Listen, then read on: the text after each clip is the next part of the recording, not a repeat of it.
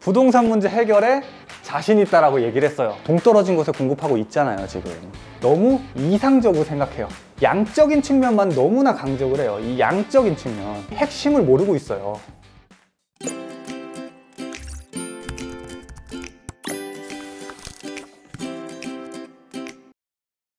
안녕하십니까, 드림 부동산 투자연구소 남태훈 본부장입니다. 어제 저녁에 2019 국민이 묻는다 라는 제목으로 이 대통령이 국민들과의 소통의 시간을 가졌습니다.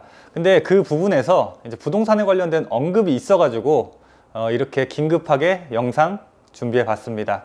과연 어떻게 현재 현 정책의 당국자가 부동산에 관련돼서 어떻게 생각하고 있으며, 자, 그로 인해서 앞으로 시장이 어떻게 흘러갈 것인지 한번 생각해 보는 시간 갖도록 하겠습니다.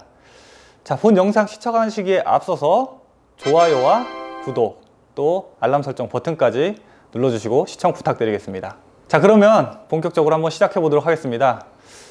자, 일단 키워드가요, 보면은 문재인 대통령이 어제 말했는데 부동산 문제와 관련해선 자신 있다라고 언급을 했습니다. 자, 어디서 이렇게 나오는 자신감인지 잘 모르겠는데 일단은 자신 있다라고 얘기했어요. 그래서 도대체 어떤 근거를 가지고 이렇게 얘기했는지 한번 따져보도록 할게요. 보면은 첫 마디입니다. 부동산 문제 해결에 자신 있다라고 얘기를 했어요. 너무나 자신감이 넘치게 말씀을 하셔가지고 사실 저도 놀랬습니다. 근데 어떻게 이런 말을 했냐면요, 일단 과거 정부를 먼저 언급을 했어요. 자, 과거 정부가 부동산을 이 경기 부양의 목적으로 사용을 했대요. 경기 부양의 목적으로. 자, 그렇다 보니까는 부동산 가격이 한도 끝도 없이 올라갔다라고 본인 스스로가 판단을 하셨습니다. 그래서 우리 정부, 그러니까 문재인 정부는 이 경기 부양을, 부동산을 이 경기 부양의 수단으로 사용하지 않을 거다. 그렇기 때문에 일단 부동산 문제 해결에는 자신 있다라고 언급을 했어요. 자, 그리고 지금 이 대통령이 부동산 시장을 어떻게 바라보고 있는지에 대한 멘트도 있었는데요. 대통령이 말하기를 전국의 부동산 가격은 안정되고 있다. 특히나 전월세 시장 같은 경우에 더욱더 가격이 좀 하향 평준화되면서 안정되고 있다라고 얘기를 했습니다. 전국을 예를 들면 당연히 그럴 수 있죠. 근데 우리가 지금 항상 궁금해하는 건 뭐죠? 서울의 부동산 시장이에요. 지금 서울 부동산 시장이 좀 날뛰고 있잖아요. 근데 전국이라는 표현을 쓰셨어요. 어쨌든 대통령께서 판단하시기에는 지금 부동산 시장이 전체적으로 안정되고 있다라고 판단하시나 봐요. 자, 그리고 지금 현재 서울 같은 경우에 언급이 있었는데, 서울 같은 경우에는 이 고가 주택을 기준으로 가격이 계속 상승하고 있다라고 얘기했습니다. 그래서 이 서울의 고가 주택이 좀 더 상승을 하면 우리는 얼마든지 더 강력한 카드가 있다, 얼마든지 막을 수 있다 라는 얘기까지도 했습니다. 좀 근본적인 해결책이 아닌 그냥 수요를 막기 위한 그런 정책만 준비하고 있는 것처럼 보였어요, 제가 보기에는. 자, 그리고 어떤 이제 패널 시청자분께서 질문을 하신 건데, 실제로 이제 실수요자들 같은 경우에 집을 구입하려고 하는데 대출 규제가 있기 때문에 실거주 주택을 구입하는데 너무 좀 어려움이 있다. 그래서 그런 거에 대한 해결책은 없겠느냐 했더니 대통령이 언급한 건 대출 규제, 이제 실수요자들이 집을 살 때 그 집을 사는 것을 막는 이런 대출 규제들은 한번 해결책을 검토해 보겠다라고 멘트를 했습니다. 이게 어제 부동산에 관련된 문재인 대통령이 했던 발언들이에요. 근데 여기서 좀 더 하나하나 좀 짚어보고자 하는 부분이 있어서 제가 뒤에 또 준비를 했습니다. 참, 이 부분 보고 굉장히 제가 답답했는데요. 이게 뭐냐면은 과연 대통령이 어떤 생각을 갖고 있는지 얘기를 한 건데, 자, 일단은 워킹맘이라고 하는, 서울에 거주하는 워킹맘이라고 하는, 아이를 키우는 워킹맘이라고 하는 이 시청자분께서 질문했어요. 자, 어떻게 질문했냐? 자, 지금 자기가 현재 서울에서 거주를 하고 있는데, 사실 이 서울에서 집 한 채, 내 집 한 채 마련하는 거는 정말 서민들의 꿈이다. 자, 그런데 서울 같은 경우에 집값이 너무 비싸서 실수요자들이 내 집을 마련하기가 너무나도 힘들다. 그래서 그에 대한 대책은 혹시 가지고 있냐 얘기를 하면서 그 시청자가 언급한 게 그거예요. 이 현재 부동산 시장에서 다주택자들이 너무나도 많이 주택을 갖고 있기 때문에 시장에 물건이 없어서 실수요자들이 집을 구입할 수가 없다. 자, 그래서 시장에 좀 더 물건이 활발하게 돌 수 있게끔 보유세를 좀 낮추고, 보유세를 높이고, 그리고 양도세를 낮추는 그러한 방안을 혹시 고려하고 계시냐, 이런 멘트를 했습니다. 근데 대통령께서 이거에 대한 정확한 답은 없이요, 그냥 마지막에 살짝 언급했어요. 그냥 참고하겠다라고만 얘기를 했어요. 이 부분에 대해서는 크게 관심을 갖고 있지 않는 듯 보였어요. 그래서 사실 이 시청자가 더 정확하게 짚었습니다. 현 부동산의 가격이 올라가는 거는 지금 시장에 물건이 없잖아요. 이게 현재 현실이에요. 시장의 물건이. 근데 실수요자들은 어쨌든 내 집 마련 한 채는 하고 싶단 말이에요. 실거주 목적으로 내 집 마련. 서울에 대다수의 어떤 생활 인프라들이 다 갖춰져 있어요. 특히나 경제활동을 하는 그 경제활동의 인프라들이 갖추어져 있기 때문에 많은 분들이 서울에서 생활을 하시는데, 정작 서울에서 서민들이 내 집 마련하기가 너무 힘든 거예요. 왜? 시장에 물건이 없기 때문에. 자, 그러면은 이 다주택자들이 물건을 내놓을 수 있게 유도를 해야 되는데, 그 유도할 수 있는 방법이 뭘까요? 그 중에 하나가 양도세를 줄이는 거예요. 왜? 현재 다주택자들 같은 경우에는 지금 집을 팔면은 서울 같은 경우에는 다 조정 대상 지역이기 때문에 중과가 된단 말이죠, 양도세가. 그렇기 때문에 이 세금이 무서워서 버티는 거예요. 안 팔고. 자, 거기에다가 양도세도 이렇게 세게 돼 있는데, 그러면은 또 보유하고 있는 집을 내놓을 수 있는 하나의 방법, 보유세 강화하면 되잖아요. 갖고 있으면 갖고 있을수록 내가 손해를 본다면 다주택자로 남을 이유가 없죠. 팔아야겠죠. 그렇게 하면 되는데, 그래서 보유세를 높이고 양도세를 낮추는 방안을 제시를 했던 거예요, 시청자가. 근데 대통령은 참고를 하겠다라는 정도의 코멘트로 마무리를 했어요. 그러면서 이 시청자가 또 얘기를 했을 때 대통령이 답한 게 뭐냐면요, 시청자가 얘기한 거, 자, 수요자들이 서울 내에 내 집 마련하기가 너무 어렵다, 그렇게 얘기했더니 대통령이 어떤 얘기를 하냐면요, 공급을 늘리고 있다라고 얘기했어요. 그렇게 하면서 대통령이 언급했던 부분이 뭐냐면, 자, 지금 현재 이 수도권에 3기 신도시를 포함해서 30만 호 공급하고 있고, 자, 신혼부부를 위한, 정책적으로 좀 어떤 보호가 필요한 신혼부부들을 위한 주택 45만 호를 공급하고 있대요. 이게 진행 중이래요. 자, 그리고 여기에 또 사회적인 좀 보호가 필요한 이 계층, 뭐죠? 청년층이에요. 자, 청년층을 위해서 75만 호를 지금 계획하고 있대요. 그러니까 지금 진행하고 있대요, 공급을. 자, 여기에 추가적으로 임대주택까지도 공급을 하고 있다라고 언급을 했습니다. 진짜 공급적인 이 측면을 강조를 한 거예요. 자, 그런데 자, 지금 여기 키워드가 뭐죠? 서울에 내 집 마련을 하고 싶은데 못하고 있다잖아요. 근데 그거에 대한 대안을 얘기하면서 공급을 늘리고 있는데, 수도권에 내가 30만 호를 지금 공급하고 있어요 라고 대답했습니다. 우문현답이에요. 지금 서울에 집을 사고 싶은데 수도권에 공급하고 있다? 그럼 수도권 나가 살라는 얘기인가요? 기반은 지금 서울에 다 잡혀 있고 생활권이 다 서울인데. 자, 그리고 신혼부부에 대해서 45만 원 공급하는데, 이거는 제가 뒤에서 얘기할게요. 지금 임대주택 부분도 그렇고요, 신혼부부 부분도 그렇고, 지금 공급하는 것들이 면적이 너무 작아요.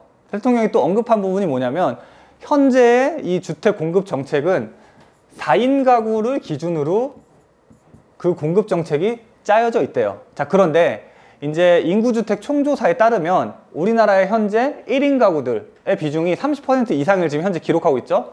그런 부분을 언급하면서 이 정책을 점차적으로 1인 가구 위주로 좀 짜면서 주택을 공급하겠다라는 얘기를 했어요.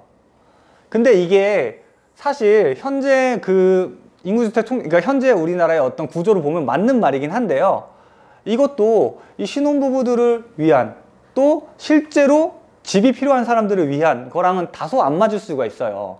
자, 그게 어떤 부분이냐면, 자, 이거 보면요, 현실과 너무 동떨어져요. 제가 이 고덕 강일 공공주택 4단지라고 해가지고 가장 최근에 좀 공공택지로 조성을 해가지고 공급한 게 이 고덕 강일 4단지예요. 자, 그런데 요 단지 보시면은요, 현재 정부가 공급하고 있는 주택이 어떤 주택들을 공급하고 있는지를 단적으로 알 수가 있어요. 자, 뭐냐, 세대수가 1239세대인데요 그 중에 임대는 597세대예요. 그러니까 절반 정도가 임대예요. 그 나머지 절반은 분양을 했는데요. 자, 이 중에서 전용이 49제곱, 또 전용이 59제곱형 두 가지 형입니다. 형태가. 하나는 345세대, 297세대예요. 자, 그런데 지금 현재 정부가 이 공공주택으로 또 임대주택으로 혹은 매입 임대주택으로 공급하고 있는 이 면적들이 어떤 면적들인지 아세요? 대부분 이 전용 49제곱 그 이하예요. 우리가 전용 59제곱이면은 요게 이제 우리 일반적으로 아파트로 생각하는 25평형 정도 되거든요. 근데 그 25평형 정도가 실질적으로 실수요자들이 가장 많이 찾는 평형이에요. 그런데 현재 공급은 이 전용 49제곱, 특히나 뭐 39제곱미터, 뭐 요 정도가 가장 주축이 되는 공급 면적이에요. 자, 제가 하나 예를 말씀드릴게요. 저랑 비슷한 나이 또래 제 친구들이요. 이제 현재 이제 뭐 집을 갖고 이제 뭐 가정을 이루고서 결혼해서 거주하고 있겠죠. 거주하고 있는데 친구들 중에 많은 친구들이 이렇게 얘기를 해요. 내가 결혼을 해가지고 아이를 하나를 낳았는데 아이를 낳다 보니까 아이가 점점 이제 커가면 커갈수록 왜 아이 용품들 많이 필요하죠? 뭐 아이 낳아보신 분들은 다들 공감하실 거예요. 용품들 필요한데 그 아이 용품 하나라도 놓으려면 이게 39제곱이면 이제 보통 방 2칸에 거실 조그맣게 있는 우리 옛날로 따지면은 그 주공아파트 세대로 한번 얘기해보자면 17평형 뭐 요 정도 되는 크기가 이게 전용이 한 39제곱미터 정도 되는데 이 사이즈 정도에 거주하는 친구들이 대다수예요. 근데 그 사이즈는 너무 작다는 거예요. 한마디로 애 키우기도 힘들다라는 거죠. 그 사이즈에서는. 자, 그래서 그 친구들이 현재 얘기하는 게 뭐냐면 아파트로 이사 가고 싶다. 엄청 큰 아파트도 아니에요. 최소한 25평형 정도 되는 아파트로 이사 가고 싶다라고 얘기를 해요.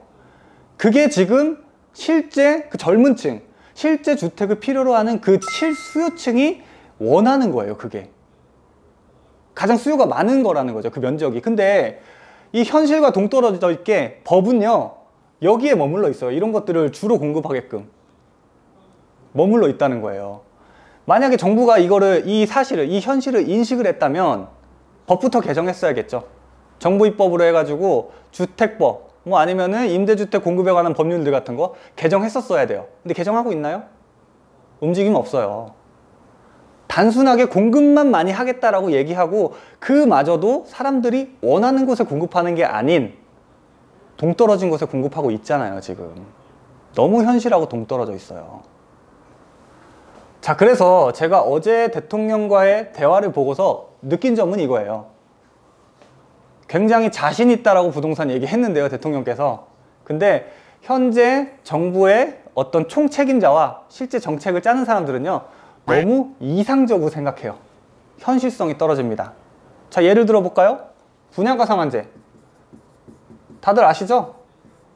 분양가 상한제가 뭐라 그랬어요? 실제 주변에 있는 신축보다 싸게 공급해라, 그거잖아요. 자, 근데 싸게 공급할 수가 있나요? 서울에서? 없죠. 땅 있어요? 땅 없잖아요. 공급을 못해요.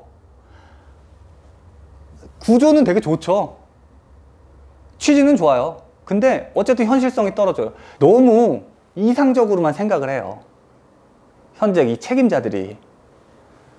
자, 그러고요. 이것도 굉장히 중요한데 양적인 측면만 너무나 강조를 해요. 이 양적인 측면. 이것도 한번 예를 들어 볼까요? 아까 실제 그 실수요자, 워킹맘이라고 하는 그 시청자, 실수요자가 얘기했었죠. 이 현재 나 같은 이런 워킹맘들, 또 맞벌이 하는 사람들, 실수요자들이 필요한 건 서울에 적당한 면적의 주택이 필요하다고 언급한 거나 마찬가지예요. 자, 그런데 아까 그 주택 공급 이렇게 하고 있다라고 언급한 부분에서도 마찬가지로 이 양적인, 우리가 몇만 호 공급하고 있습니다, 이 얘기만 했잖아요. 여기에 최근에 정부 같은 경우에 그 일자리 문제 굉장히 중요하다라고 언급을 했는데 일자리 부분에서도 우리가 지금 일자리 몇만 개 만들어 가고 지금 취업률이 또 높아지고 실업률 떨어지고 있습니다, 이런 얘기 하는데 그 데이터 잘 보시면은요 다 공공근로 같이 아니면 일반 임시직 같이 이런 일자리 늘려갖고 수치 올린 거라고는 거 다 기사 보면 다 알아요. 우리는 통계치 보면 다 알 수 있어요. 질적인 게 아닌 이 양적인 측면만 강조를 하고 있어요. 이게 중요한 게 아닌데. 그러니까 한마디로 이 핵심을 모르고 있어요. 핵심을. 정말 중요한 게 뭔지를 모르고 있단 말이에요. 자, 그래서 결론은 뭐냐면 현 정부는요, 대통령이 장담한 것 같이 부동산 가격을 반드시 무조건 나는 잡을 수 있다가 아닌 절대로 못 잡는다예요. 절대로. 현실과 너무 동떨어진 정책 계속 쓰고 있는데 이게 잡히겠어요, 현실적으로? 우리가 실제로 필요한 서울의 양질의 주택을 공급받기를 원하는데 어떻게? 저렴한 가격에. 근데 이게 가능한가요? 아니면 지금 그게 가능한 쪽으로 정책을 펼치고 있나요? 아니에요. 정말 헛발질 너무 하고 있어요. 저는 어제 이 대통령이 이 국민과 대화한 거 너무 이제 좀 흥미롭게 봤는데 보면 볼수록 너무 실망했어요. 특히나 부동산 문제에 관해서는 더더욱 실망을 많이 했습니다. 현 이제 그 부동산 정책의 총 책임자라고 할 수 있는 대통령과 또 당국자들이 갖고 있는 생각이 좀 현실과 많이 동떨어진 것 같아서 좀 안타깝다는 생각이 많이 들었던 것 같은데요. 좀 이 정부 당국자와 총 책임자는 어제 또 국민들과 대화했던 내용들을 좀 유심히 한번 되새겨 보면서 좀 현실적인 정책을 짜주셨으면 합니다. 오늘 준비한 영상은 여기까지입니다. 오늘 준비한 영상이 좋으셨다면 구독하기와 좋아요, 또 알람 설정까지 눌러주시면 감사하겠습니다. 자, 저는 다음에 더 좋은 영상으로 찾아뵙도록 하겠습니다. 감사합니다.